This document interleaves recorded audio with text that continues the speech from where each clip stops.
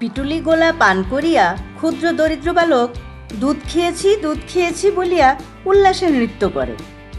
এটা বিভূতিভূষণ বন্দ্যোপাধ্যায়ের একটা বিখ্যাত উপন্যাস থেকে নেয়া। বুঝতেই পারছেন সেই প্রাচীনকাল থেকে পিটুলি বা পিঠালি কতটা সুখাদ্য হিসাবে বিবেচিত হয়ে আসছে। মাছ বা শাকসবজি দিয়ে এটা নানাভাবে রান্না করা হয়। কোনো কোনো অঞ্চলে তো এটা একটা ঐতিহ্যবাহী খাবার। আজ আমি আপনাদের সাথে শেয়ার করব টাঙ্গাইল অঞ্চলের একটা ঐতিহ্যবাহী খাবার মূলা শাক এবং টাকি মাছ দিয়ে পিঠালি তৈরি। আসসালামু আলাইকুম।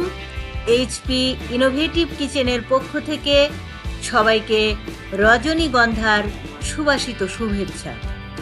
রান্নাটা করতে এখানে মূলা নিয়েছি 1 কেজি। শাকটা দিয়ে পিঠালি রান্না করব।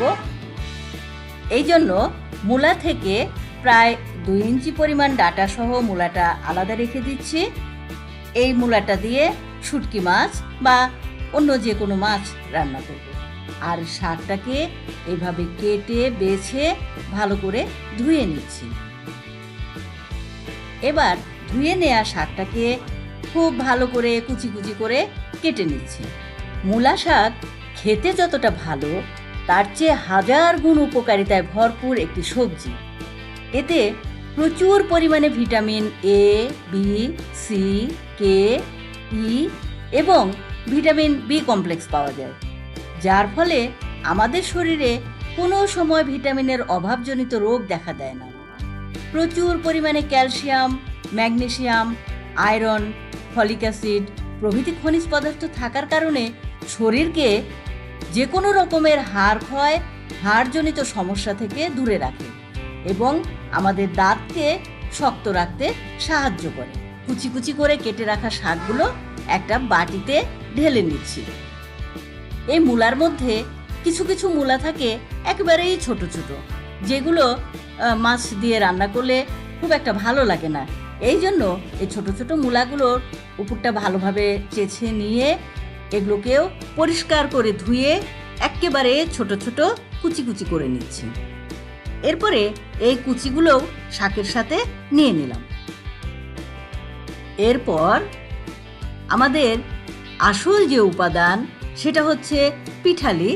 এই পিঠালির জন্য চাউলের গুঁড়া অথবা চাউল ভিজিয়ে রেখে ভালোভাবে মসৃণ করে বেটে নিয়ে যে গোলাটা তৈরি করা হয় সেই পিঠালিটা নিয়ে নিচ্ছি।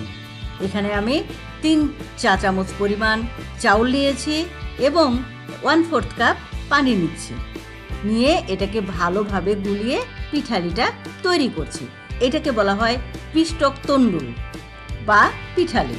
পিঠালি রান্নার এটাই হচ্ছে একটা বিশেষ উপাদান। মূলাটা বাদ দিয়ে শাকের পরিমাণটা হয়েছে 1/2 কেজি।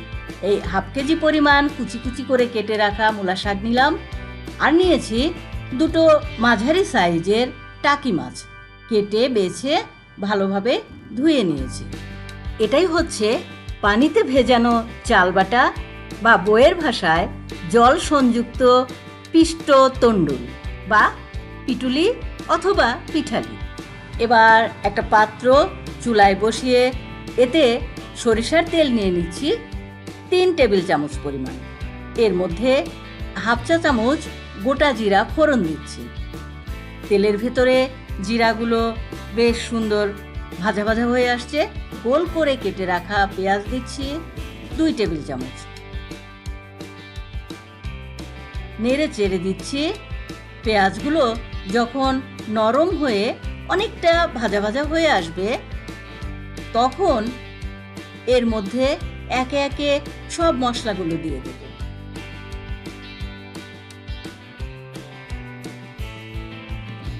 জিরা বাটা দিচ্ছি 2 চা চামচ, আদা বাটা দিচ্ছি 2 চা চামচ,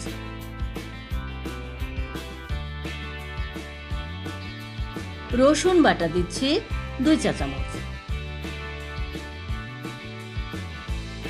নেড়ে চেড়ে দিচ্ছি। এ সময় আঁচটা একটু কমিয়ে দিতে হবে, কারণ যেহেতু পানি বেশি নাই এজন্য মশলাগুলো পুড়ে যেতে পারে। পেঁয়াজ বাটা দিচ্ছি 3 টেবিল চামচ।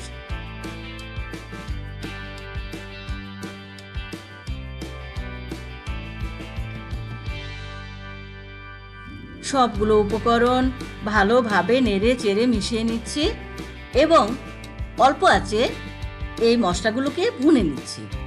লবণ দিচ্ছি 2 চা চামচ। লবণ আপনাদের পছন্দ মতো দেবেন। মরিচ গুঁড়া দিচ্ছি 2 চা চামচ।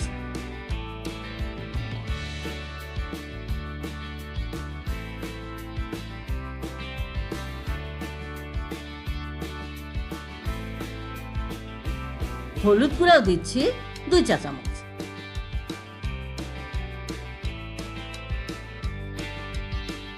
ধনে গুঁড়া দিচ্ছি 2 চা চামচ। মশলাগুলো একটু শুকনা শুকনা হয়ে গেছে, এই কারণে 1/4 কাপ বা একটু পানি দিয়ে ভালোভাবে নেড়ে চেড়ে দিচ্ছি।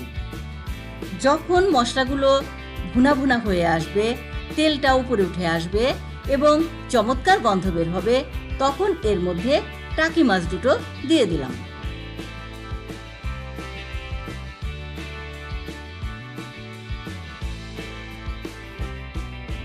আর একটু পানি দিয়ে দিচ্ছি। এই পানিতে মাছটা সেদ্ধ হয়ে যাবে, তখন এটাকে নেড়ে চেড়ে একটু ভেঙে নিচ্ছি।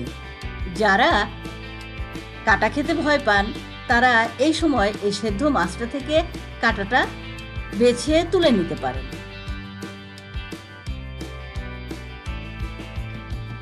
মাছটাও মোটামুটি ভুনা হয়ে গেছে। এখন এর মধ্যে সেই কুচি করে কেটে রাখা মূলা শাকগুলো দিয়ে দিলাম।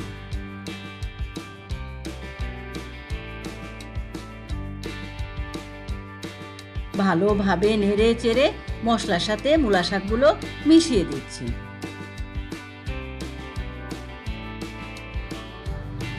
এরপরে সেদ্ধ হওয়ার জন্য একটা ঢাকনা দিয়ে ঢেকে দিচ্ছি। কিছুক্ষণ পর ঢাকনাটা খুলে আবার নেড়ে দিচ্ছি। এ সময় আঁচটা কিন্তু অল্প থাকবে, যাতে শাকগুলো ভালোভাবে সেদ্ধ হয়।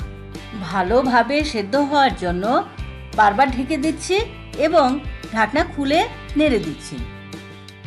দেখুন এই শাক থেকে কতটা পানি বের হয়েছে। আমি কিন্তু এক্সট্রা পানি এতে যোগ করিনি। যদি শাকটা কচি হয় তাহলে পানি দেওয়ার প্রয়োজন নাই, আর যদি শাকটা একটু ম্যাচিওর বেশি হয় তাহলে আপনারা পানি দিতে পারেন। পুষ্টিকর ও সুস্বাদু মূলা শাকের উপাদান ফাইবার আমাদের খাদ্যকে খুব সহজে হজম করতে সহায়তা করে, পাকস্থলী ভালো রাখে, কোষ্ঠকাঠিন্য দূর করতে সাহায্য করে, খাদ্যের পুষ্টিগুণ সংগ্রহ করতে ভূমিকা রাখে। এর ফলে আমাদের শরীর সুস্থ, সুন্দর ও শক্তিশালী হয়। মূলা শাকের উপকারী উপাদান সমূহ আমাদের শরীরের অ্যান্টিঅক্সিডেন্টকে সক্রিয়ভাবে কাজ করতে সাহায্য করে, দেহ থেকে ফ্রি রেডিক্যাল বা মুক্তমূলক পরিষ্কার করে। এর জন্য বিভিন্ন ধরনের ক্যান্সারের আক্রমণ থেকে এটি শরীরকে রক্ষা করে। শাকের রংটা চেঞ্জ হয়ে গেছে, বোঝা যাচ্ছে রান্নাটা হয়ে গেছে। এখন এর ভেতরে সেই চাউলের আটা গোলা পানিটা দিয়ে দিচ্ছি, যেটা এই রান্নাটার প্রধান বিশেষত্ব। কোনো কোনো অঞ্চলের একটা ঐতিহ্যবাহী খাবার হচ্ছে গরু, খাসি বা মহিষের মাংসের পিঠালি। এই মাংসটাও এইভাবে চাউলের গুঁড়া পানিতে গুলিয়ে দিয়ে রান্না করা হয়।